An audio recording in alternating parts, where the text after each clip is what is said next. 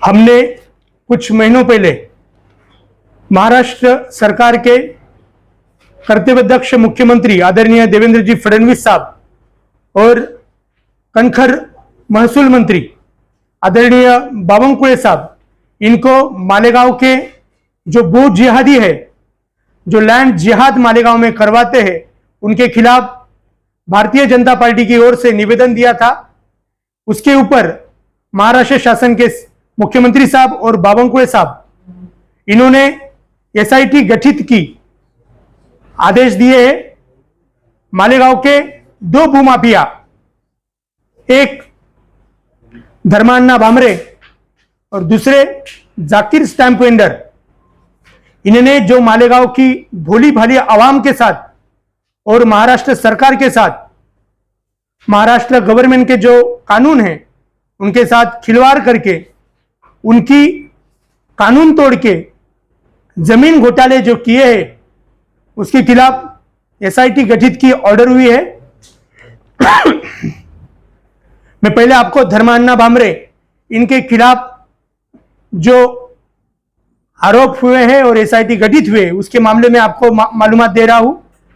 मालेगांव के भूमाफिया धर्मान्ना भामरे, इन्होंने महाराष्ट्र सरकार की फॉरेस्ट लैंड जो होती है, दरेगांव में जो गट नंबर 83 और गट नंबर 38/2, ये दोनों गटों में जो शासन की जमीनें थी, वहां पे कुछ आदिवासी गरीब भाइयों को हाथ में लेते हुए उनके नाम पे जो वन जमीन वन दावा दाखिल करके उनको जो वन जमीन शासन ने खाली उनकी उपजीविका ये करने के लिए और उनको पेड़ भरने के लिए जो जमीन दी थी जिससे वो अपना गुजारा कर सके, उन जमीनों का उन्होंने धर्मान्ना भामरे ने अदला बदली एक्सचेंज खरीदी करवाया, जो खरीदी भी बेकायदेशीर और इलीगल रहा।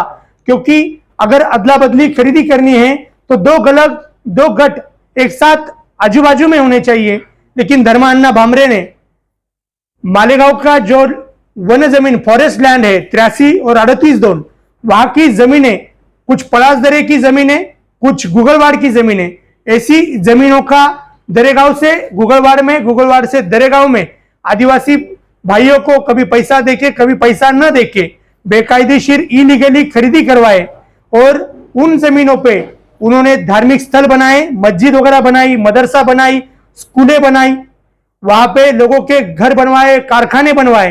ये सभी जो गरीब लोग थे, जो मजदूर है, लूम चलाते हैं, चरखा चलाते हैं, ऐसे गरीब आवाम को इन्होंने ये जमीनें कोई भी गवर्नमेंट से इन्हें ऑर्डर न लेते हुए, कोई लेआउट न करते हुए और न कोई शासन को नजराना महसूल भरते हुए ये सारी जमीनों पे बेकायदेशीर इलीगली वहां पे रहवासी बस्ती बनाई।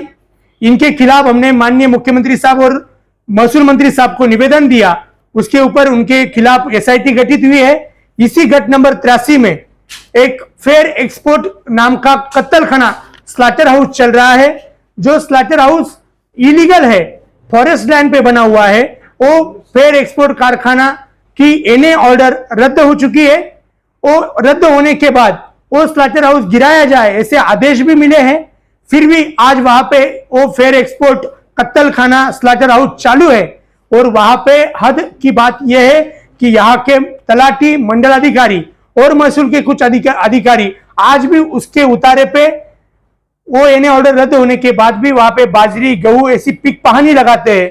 मतलब शासन को पूरा चुना लगाने का काम यहाँ पे चल रहा है और मालेगांव में ये कत्तलखाना आज भी चल रहा है। वही दूसरी ओर जाकिर स्टैंप वेंडर, जाकिर अब्दुल लतीफ और उसकी फैमिलियों के, उसके भाइयों ने मालेगांव के जो गट नंबर 114A, 114B, 98, 99, 112, 118, 119, 120, 122, ये जो गट है, जो गट कभी 114A, 114B जो खेती के लिए राखी हुए, 122 जो आदिवासी लैंड है, फ्लड जोन पे है, 119 जो गट प्राथमिक शाला के लिए रिजर्व है, कोई गट कब्रिस्तान के लिए रिजर्व है। ऐसे जो शासन के रिजर्व गट थे वो सारे रिजर्व गट पे इसने कोई भी शासन से इन्हें ऑर्डर नहीं ली, कोई लेआउट नहीं बनाया, गवर्नमेंट को कोई नजराना नहीं भरा, और यहाँ पे पूरी तरह से इलीगल बस्तियां बिठाई है, मस्जिदें, मदरसा, ईदगाह, दरगाह बनाई हुई है और कारखाने बनाए हुए, जो कि पूरी तरह इलीगल बस्ती बसी है। मुस्लिम भाइयों के मराठी भाषा का अज्ञान का फायदा लेके ये जमीनें लेआउट ओरिजिनल है ऐसा जाकिर ने यहाँ की गरीब भोली भाली आवाम को दिखाया और उनको स्टैम्प भी लिखवा दिया कि इनकी इन्हें ऑर्डर हुई है, इनको मैं भविष्य में इन्हें ऑर्डर करके दूंगा, आपको यहाँ पे रोड गटर बनवा के दूंगा। आज की परिस्थिति में अगर 114 अ ब और ये सब गटों पे अगर जाएंगे तो यहाँ पे कोई लेआउट नहीं बनने के कारण नगर रचना की पूरी वाट लग चुकी है। यहाँ पे अगर कोई इमरजेंसी हो जाए तो एम्बुलेंस वो गलियों में जा नहीं सकती, इतनी छोटी छोटी गलियां बन गई है। अगर कोई आपत्ति आग लग जाती है तो फायर ब्रिगेड की गाड़ी भी नहीं जा सकती है। ऐसा पूरा शासन के साथ और गरीब आवाम के साथ जाकिर स्टैंप वेंडर और उसकी फैमिली के भाइयों ने आवाम के साथ धोखाधड़ी की है, फसलुक की है। इसके खिलाफ हमने शासन महाराष्ट्र के कर्तव्यदक्ष मुख्यमंत्री आदरणीय देवेंद्र जी फडणवीस और आदरणीय बावनकुळे साहब महसूल मंत्री इनको निवेदन दिया था।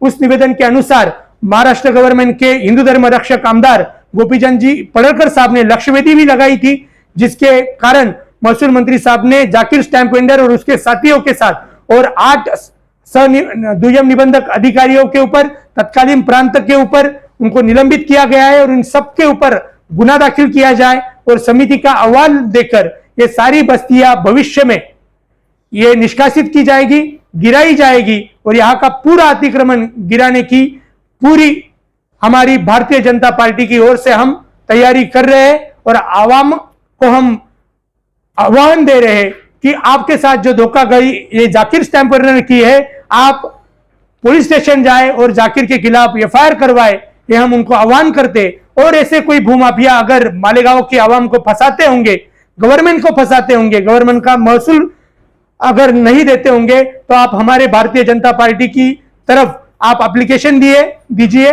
हम उसके ऊपर कार्रवाई करेंगे और कोई भूमाफिया को छोड़ेंगे नहीं। फरियादी कौन है? इसमें फिरियादी मेरे ख्याल से जेडीआर संदीप आहिरे साहब नासिक ये फिरियाद देने वाले हैं या उनकी ओर से रजिस्ट्रार का कोई अधिकारी इसके खिलाफ एफआईआर करने वाला है। वन विभाग की जमीनों का इतना बड़ा मतलब कांड हुआ तो वन विभाग अधिकारी का शोर है। वन विभाग के सारे जो अधिकारी इसमें सहभागी है उन सब अधिकारियों के ऊपर भी जांच समिति अहवाल कर रही है। उन सब फॉरेस्ट के ऑफिसर वो सोए ही है, इसलिए उनके ऊपर बहुत जल्दी एफआईआर भी होगी और उनको बरतरफ भी किया जाएगा। भारतीय जनता पार्टी किसी को छोड़ेगी नहीं। ये दोनों मामलों में क्या एसआईटी गठित हो गई? धर्मान्ना भामरे के ऊपर चौकसी समिति बैठ गई है, जिसके अध्यक्ष अपर जिलाधिकारी देवदत्त केकांत साहब है और सदस्य प्रांताधिकारी विशाल तहसीलदार और नायब तहसीलदार साहब ये समिति के ऑफिसर हैं और जाकिर स्टैंप वेंडर के खिलाफ भी समिति अहवाल भेज रही है और उसी में यही अधिकारी सब लोग उसमें है।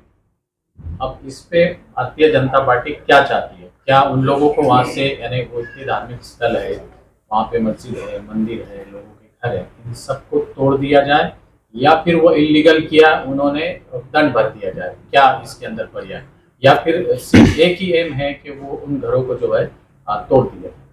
हम आवाम के खिलाफ नहीं है, लेकिन भूमाफियाओं के खिलाफ है। भारतीय जनता पार्टी यही चाहती है कि अगर कुरान शरीफ भी बोलता है कि किसी इलीगल जमीन पे मस्जिद बनवाई नहीं जाए और उस पे नमाज भी हराम है, तो ऐसी मस्जिदें हम गिरा के रहेंगे। ये टोटल कितनी जमीन है, कितने एकड़ है? ये टोटल कम से कम 70 से 80 एकड़ जमीन है।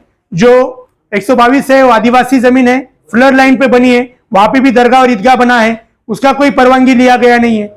ऐसे ही जो 119, 120, 114 अ, 114 ब ये राखीव गट है, जो कब्रिस्तान के लिए राखीव है, प्राथमिक शाला स्कूल के लिए राखीव है। ये सब गटों को इन्होंने इन्हें ऑर्डर नहीं है, नजराना भरा नहीं है, फिर भी यहाँ पे बस्ती बिठा दी है जो इलीगल है। अगर इलीगल है तो भारतीय जनता पार्टी इसको गिरा के रहेगी। फेयर एक्सपोर्ट का जो आपने कहा महानगर पालिका ने वो आदेश हो गया है कि उसको गिरा देना चाहिए, लेकिन उसके बाद भी महानगर पालिका कार्रवाई नहीं कर रही। आप सत्ता में है, वो अभी तक के आपने, क्योंकि ये 4 तारीख का आदेश है, ये गठित ये अभी तक के क्यों कार्रवाई नहीं? यहाँ के कामचोर और निष्क्रिय आयुक्त इन्होंने लोगों को नोटिस भी दी थी गिराने की, महाराष्ट्र शासन ने जब भेजा था, लेकिन आयुक्त ने कुछ कार्रवाई की नहीं। और यहाँ पे महानगर पालिका में इस्लाम पार्टी और मित्र पक्ष की सत्ता होने के कारण ये मुस्लिम धार्जिने जो पार्टीज है, ये इसमें रुकावट पैदा करने की आशंका हमें पैदा हो गई है। इसलिए, लेकिन ऊपर हमारी गवर्नमेंट है, हम ये सब गिरा के रहेंगे। महापालिका के विरुद्ध आपने धरना आंदोलन क्यों नहीं किया? कि महापालिका काम नहीं कर रही है तो उसके खिलाफ प्रदर्शन। हम बहुत ही जल्दी प्रदर्शन और धरना भी करेंगे और हम लोकशाही मार्ग से जो जो हमें करना चाहिए वो सब हम करेंगे।